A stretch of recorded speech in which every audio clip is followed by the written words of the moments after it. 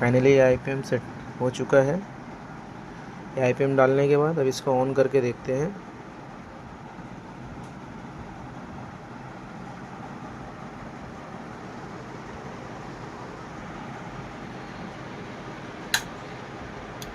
LED glow है। इसको test button से इसको स्टार्ट करते हैं।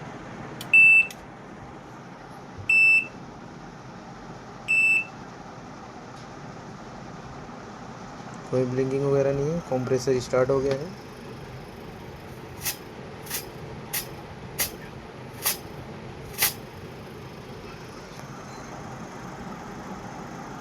अभी पीसीबी ओके हो चुका है।